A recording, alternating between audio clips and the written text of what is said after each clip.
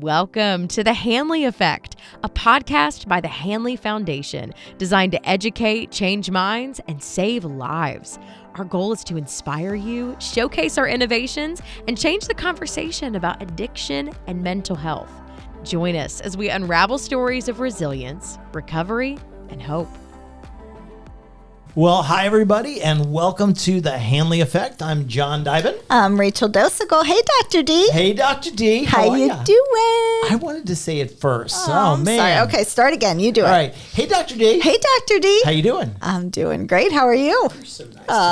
All right. So we could keep bantering all day, but we have a pretty exciting stuff to talk about. We have a pretty exciting guest. We do. Would you like to introduce our guest? I am not going to introduce our guest, but what I am going to say is Brain Coast.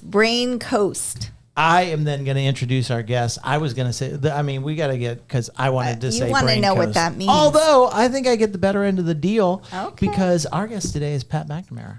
We are so lucky he is here. Welcome, Pat. Thank you so much for having me. Pat, we are. You are a busy guy. You are not sitting around eating bonbons all day. No. There's something about brains and coasts that I'm hearing. Yes, and addiction is a brain disease. Yes, it is. And so we want to talk to you about the work you're doing at Palms Healthcare Foundation. Sure. So why don't you start, if you would, by telling us a little bit about who you are and what you do. And we would also love to know, what brought you there? What a little bit about your journey. What brought you to do what you do? I'm delighted to. So my name is Patrick McNamara. I'm the president and CEO of Palm Health Foundation. I have been there now for 8 years this month. So it's amazing how fast time flies, having fun. Right.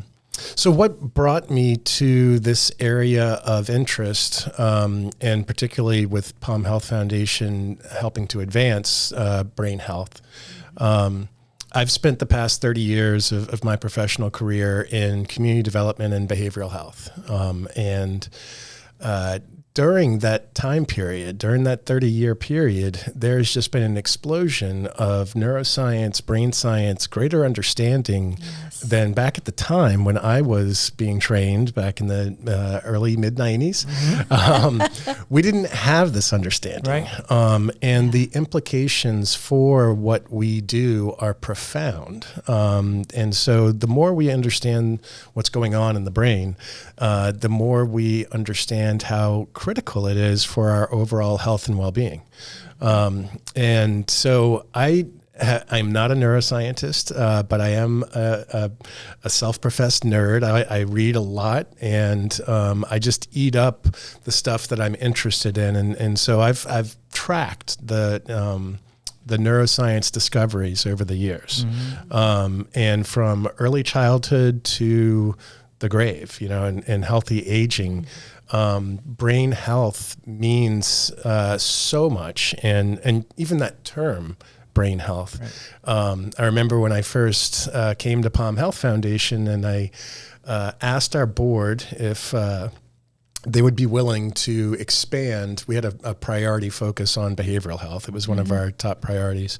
But I asked if we could expand that to brain health to encompass behavioral health, but all other aspects of brain health. And at first they said, "Are you just playing word games?" And I said, "Yeah, but intentionally playing word games." And so I'm delighted to see that a concept that 8 years ago was very foreign now has become regular. Most people understand when we're talking about brain health that is a term that we should be paying more attention to. And it's a discipline unto itself in terms of what we've learned about taking care of your brain. And when you think about how we've developed habits to take care of all the other parts of our body, haven't developed many habits to take care of our brains. And so what does that mean for us moving forward? And there's several things that we can do to improve our brain health. So And you mentioned you're not a neuroscientist, but you love neuroscience. You are a licensed psychotherapist. You're a licensed clinical social worker. So, That's correct. So you're not a person who's unfamiliar with human behavior. That's correct. But my training was around the same time, right? So we weren't, the brain was, was kind of an interesting thing, and we knew that there was something happening in it. But can you tell us, you've got this focus on brain health and this focus on, the brain coast. I still want to hear about that a little bit. Sure. But for people who might not know, what is Palm Health Foundation? Can you tell us a little bit about that organization? Happy to. So Palm Health Foundation has been around since 2001, and our mission is to help improve community health in Palm Beach County. It's our vision that everybody should be able to realize their full health potential. So that's a broad mission. We're based out of, there's a term of art in philanthropy called health conversion foundations. So, 35 years ago, there were very few health conversion foundations, but with what happened in basically hospital economics, larger community-based hospitals that were nonprofits being bought out by for-profit groups. What happens in those transactions is the nonprofit assets have to stay in the community for the benefit of the community. They can't go to those for-profit groups. So there was just this effort going on across the country for reaching economies of scale where you had these larger for-profit groups coming in and buying up the nonprofits. So we were born out of the sale of Good Samaritan and St. Mary's hospitals back in 2001. So going from being hospital-based to focusing on the health of the community was the journey of the first 5 years of the foundation, where I was not there, but since I've been there, I have learned about that journey, pivoting from being a hospital-based foundation to really focusing much more on community health, public health. So our three priority areas that we focus on now are building a culture of health in Palm Beach County. The second is advancing brain health, and the third is strengthening the health professions.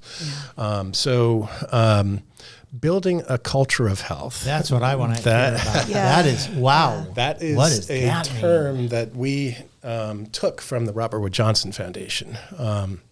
We were really delighted. We felt that it was recognition of our work collaboratively in Palm Beach County to win the Culture of Health Prize from the Robert Wood Johnson Foundation. That is a very difficult national prize to be recognized really prestigious. For. Very prestigious. So that was back in 2021. An initiative that we had started called Healthier Together, which was a bold move, I have to say. It was before I came to the foundation, but it was representative of a real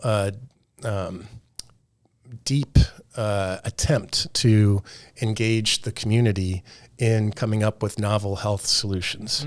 So what we did was invest $1 million in each of 6 communities in Palm Beach County, where there are some of the greatest health disparities.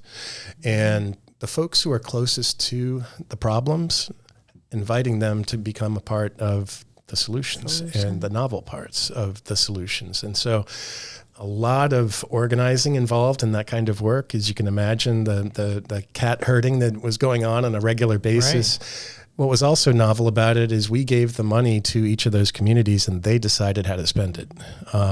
This is the part that was so beautiful about that project, and the people that carried out the project were members of that community. Exactly. So it was their neighbors, their friends. Exactly. So Healthier Boynton Beach, Healthier Lake Worth, Healthier Glades, Healthier Delray Beach, Healthier Jupiter, Healthier Neighbors, which was West Palm, Riviera Beach.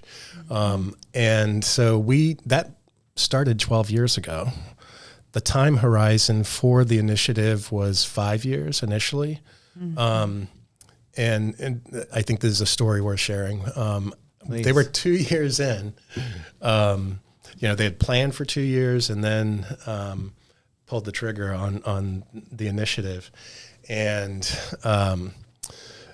when I first was coming from my previous organization to Palm Health Foundation, I got a call from my right-hand person, Abby Goodwin. She's my executive vice president.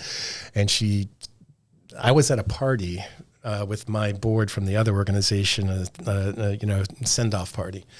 And she said, Houston, we have a problem. And I said, okay. And she said, yeah, I just came from a board meeting and the board is wondering if we made a tremendous mistake going down the road of Healthier Together and making that kind of investment. And so I said, well, there's my first challenge coming over. That's a good answer. And it was one of the initiatives that actually attracted me to go to Palm Health Foundation because of the work that they were doing. I became very interested in the intersection of community development and the social determinants of health. And those are terms that most people, when you are like, well, what are you talking about? I think it still amazes folks to learn that when it comes to what makes up good quality health outcomes, less than 15% of those health outcomes are due to clinical care and what we tend to think of as healthcare. That's right. And so we all have been conditioned still to think that in order to become more healthy, I need to see somebody through the healthcare system. That's right. Our healthcare system is really designed to serve you once you've already developed a disorder or a sickness. Right. That's and right. so moving upstream to be more preventative and the power of harnessing, finding leverage in those other areas, when it comes to socioeconomic status, healthy behaviors, genetics, all of those different things. Alcohol. Food, yes, and all of those, and lifestyle, and food deserts, all of those things, housing.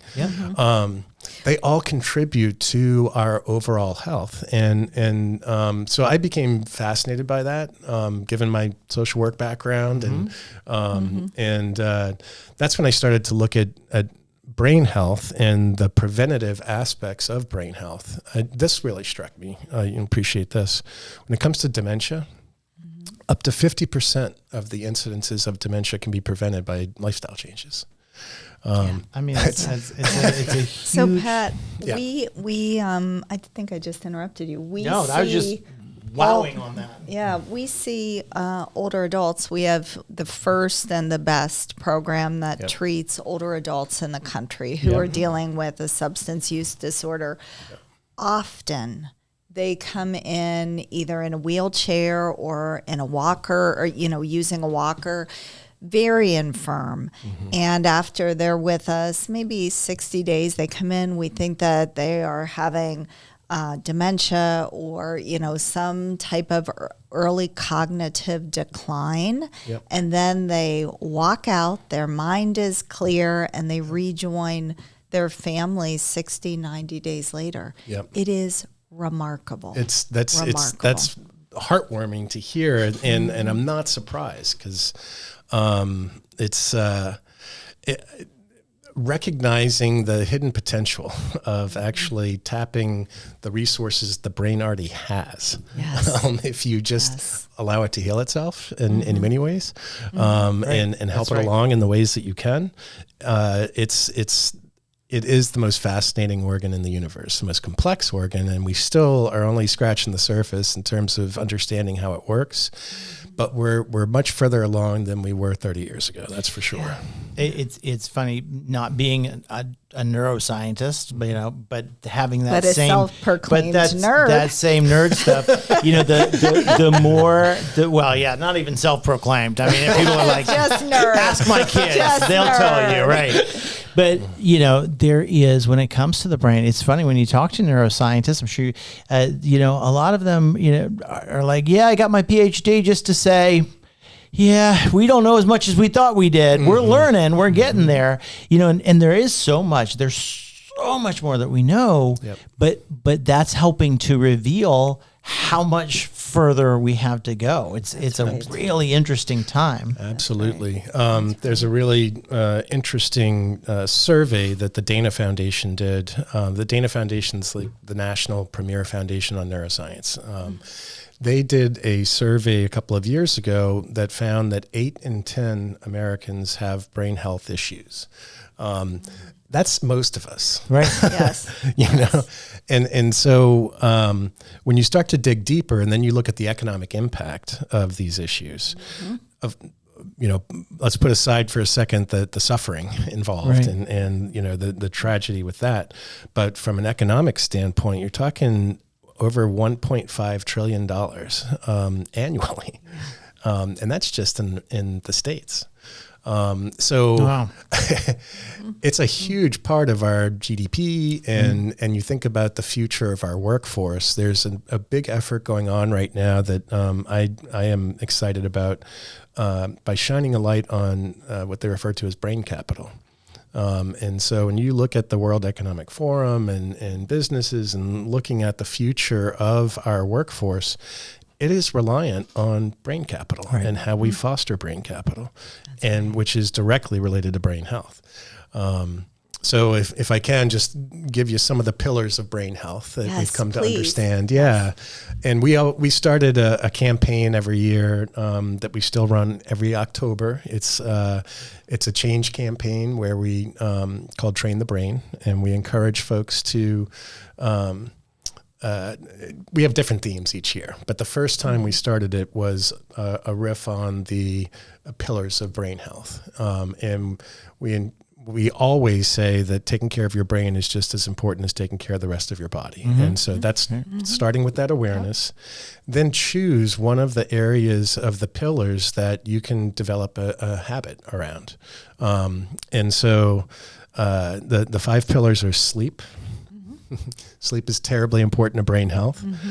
Nutrition. I want to talk about that. I wear an Aura ring. I think you do as well. And so I want to talk to you about deep sleep. Yeah. So keep going. Absolutely. Keep going. So sleep, nutrition, exercise. Exercise, moving. It's mounting evidence that it's one of those things that when it comes to neuroplasticity and fostering that, exercise is tremendous for our brain health. Then there is stress management, which is terribly important. And when you think about it in terms of our, cortisol levels and different things that affect us negatively, our health, it makes sense that if you learn to manage your stress, you're going to improve your brain health. And then the other, which I love to bring up, is social relationships. Our brains are hardwired to be social. That is built into the way that we see the world and interact. And so our brain health is dependent on the nature and quality of our social relationships. Wow. So if you choose just one of those areas to try to develop some newer habits, if it's sleep, it might be put your phone away, as you've probably heard, at least an hour before going to bed, that sort of thing. There are things that we can do, and I find this to be like, I want to know those things. Like, what can I do to take better control of my health and well-being so that I don't have to see the doctor? Sure. That's right. That's right. The preventative piece. Yeah, absolutely. So the other thing I just mentioned about the brain coast idea. I want you to explain that for our listeners. Tell us what the brain coast is, because this really is a pretty remarkable time here in Palm Beach County with what is happening. And a lot's happening. It is, a lot is happening, and so the brain coast is a vision. It's partly realized, but it's a matter of how we can realize the full idea of the brain coast. And if you think about the space coast, and it took shared vision, determination, science, investment to transform that region into the space coast, which we all think of now. It's like, oh, in the space coast, you know exactly what I'm talking about. And all of those resources still exist there, and it is still the epicenter for a lot of space-related things. Absolutely. So we're making it is definitely a riff off of that for the Brain Coast. That shared vision, determination, science, investment. We have remarkable neuroscience assets right here in our backyard. Mm-hmm. Those of us who've been in the county long enough remember 15, 16 years ago when Jeb Bush was governor, and he worked with folks in Palm Beach County to move heaven and earth to get Scripps in La Jolla to open up another Scripps here in Florida. So that was the beginning, and that attracted, in turn, the Max Planck Institute for Neuroscience. And Max Planck Florida Institute is the only Max Planck Institute in the U.S., and it's right here on the same campus with Scripps. And people don't have any clue it's a big deal. It's a huge deal. People have no idea. Those two, Max Planck Florida Institute and UF Scripps, have continued to be the top two most innovative biomedical institutes in the world. They're recognized as such, and they're here. And so FAU, Florida Atlantic University, pulled off a big coup 9 years ago when they brought Dr. Randy Blakely, who is the executive director of their Brain Institute, over from Vanderbilt. He started Vanderbilt's Brain Institute. And so I had heard his name because of my nerdiness and looking at things, and knew that he was involved in serotonin research. It's one of his areas of expertise. And the fact that they brought him here, I was like, to FAU? I mean, and back at that time, no offense to FAU, but it was still very much in that transition from being a commuter school to what it is now, which is really a powerhouse in our backyard. So that's on the same campus as Max Planck, the Stiles Nicholson Brain Institute, which Dr. Blakely leads. When he came, and I had just gotten the Palm Health Foundation, I reached out to him and I said, let's talk about the brain. And we became fast friends, and our Train the Brain campaign, a lot of that early stuff came from discussions with him. And so the community engagement aspects of this is really what we help to facilitate, and bringing the neuroscience to everyday life applications where most of us, our eyes would glaze over, anything about the brains, like, no thanks. But making it accessible and why folks should care about it, and fun too. So that's where NeuroArts comes in. That's another thing that we've helped to promote. Which is this is so fascinating, and one of the parts of John's research is looking just at a 30-day period of time. So with the brain of our patients who are just entering into detox, what their brain looks like. And then looking at what their brain looks like 30 days later. The ability of the brain to heal itself is remarkable. It is fascinating. It is remarkable. I mean, it's such a gift that we take for granted oftentimes. And then, looking at the mechanisms behind how that works. Yes. And knocking on the door right now of discoveries when it comes to neurodegenerative diseases like Parkinson's, Alzheimer's, ALS. Those are a lot of the targets of and as well as, opioid use disorder, schizophrenia, bipolar disorder, depression, anxiety. All of those things are targets of research right here among those three institutes. And they collaborate. They already work together. So the idea of the Brain Coast is, how do we harness that and really help to support brain science research, and help people understand how critical it is, because we would not have so many of the advances we have right now had it not been for that basic brain science research. And so we can't stop now. So continuing to deepen the research, and that includes the future neuroscientists. That includes getting kids, from young ages to be interested in science and STEM and going that direction and seeing that that's I would love to learn more about the brain, and that's actually a discipline. Yes. And the second pillar of the Brain Coast is the community engagement aspect. And then the third is fostering innovation. So, relatively simple concepts, but in order to reach that vision, it gives us a lot of play and a lot of room for creativity and a lot of room for emergence. There are, and also there's now a medical school on that same campus, right? So all you got to do, if anybody who drives past Indiantown Road, there is within a mile of where you're at, there is just this incredible hub of science and health, and you mentioned, because I've been to some of the things, they have events and they have community education events, and there's a lot of things that are really, really interesting that happen here. And like we said, it's something that people don't know a lot about yet. So that mission, sounds like your mission is to change that. People are going to know that they're actually living. There's a lot of reasons why Palm Beach County is a rock and roll place to live. I mean, we've got a lot to be proud of. Yep. But man, you drive just east of 95 on Indiantown, and you got a hot spot in the world, world hot spot. Yep. So you mentioned NeuroArts. Yeah. What is that? So I love NeuroArts. I'm right now a reviewer on the second annual Renee Fleming NeuroArts Investigator Awards, and Renee Fleming is a well-known opera singer, and she has devoted from her foundation funds to support early on NeuroArts research.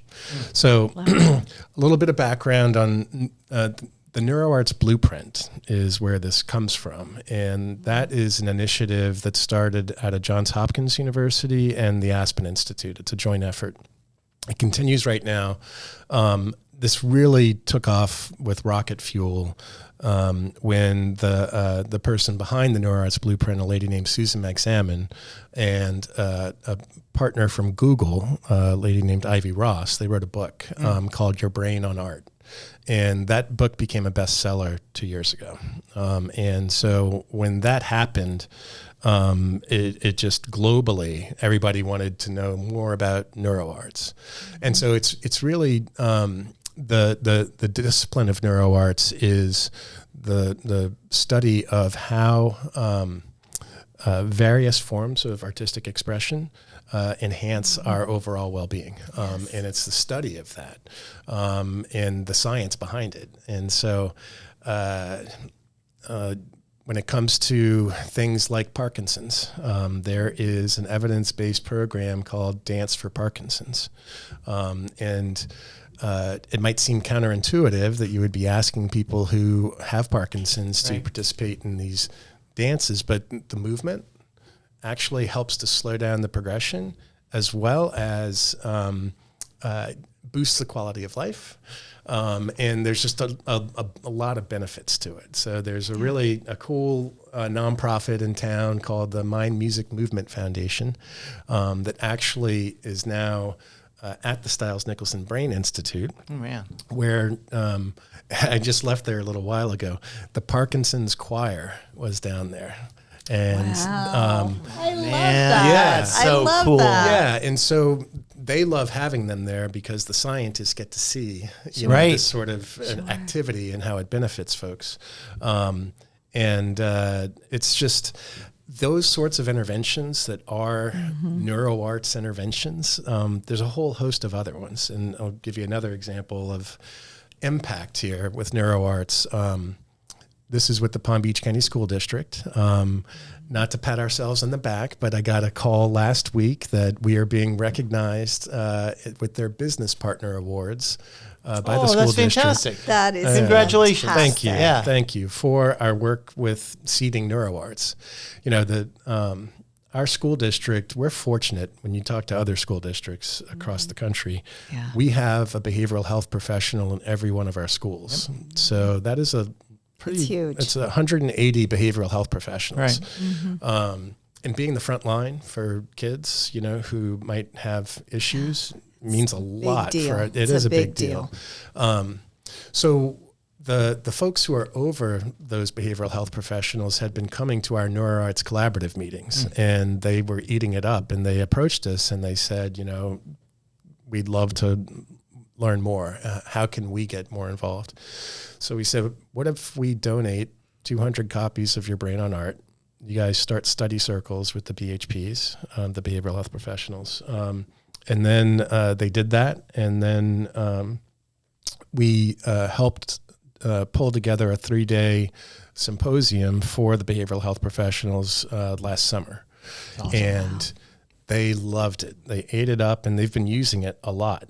And so they're now tracking that in terms of their data when they are using some sort of NeuroArts intervention. As you can imagine, being a kid, just for instance, if you're a fifth grader, and you are experiencing some challenges, but you are engaged. You don't say, I want to go see a counselor, or I want some mental health therapy. Right. But you speak to whoever, Mr. or Mrs., in that role, and they start off with some sort of, hey, let's write a song together, or something like that. It's such a better entree into therapeutic services, especially at that age. So that's one of the reasons they love it, and they've been telling everybody, hey, all you other school districts, you should be adopting this too. I love that. Yeah. So things like music therapy and art therapy have been around for quite some time.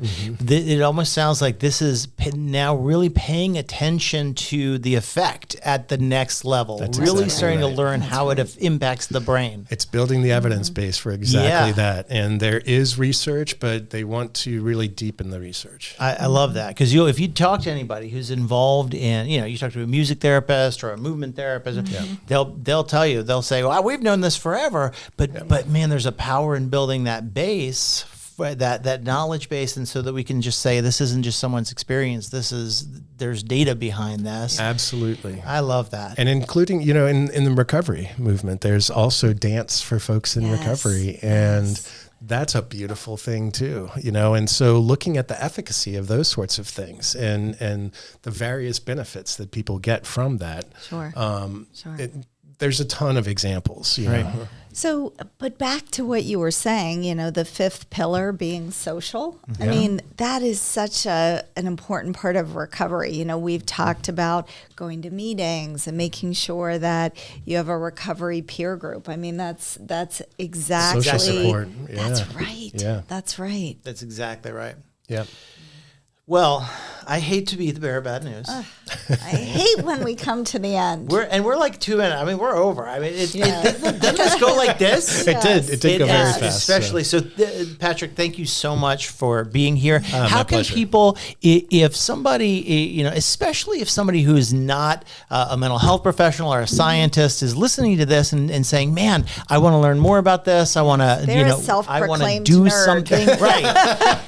How would they find out more information about you or about any of these initiatives? Sure. So our website's the best way to check it out, palmhealthfoundation.org. And if you just put in Palm Health Foundation Brain Coast, you will come up with a ton of things. Palm Beach Post did a really nice article when we launched the Brain Coast back in October. So that'll come up.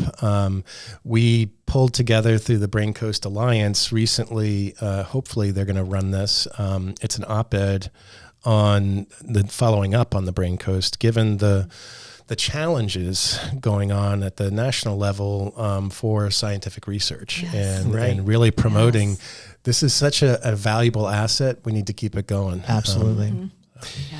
So thank you for your time. We also like to give our guests the last word. So thinking about, it's a wide, broad audience, professionals, non-professionals, parents, kids that listen. And so the last word is yours. What is one thing that you would want folks to hear from Patrick today?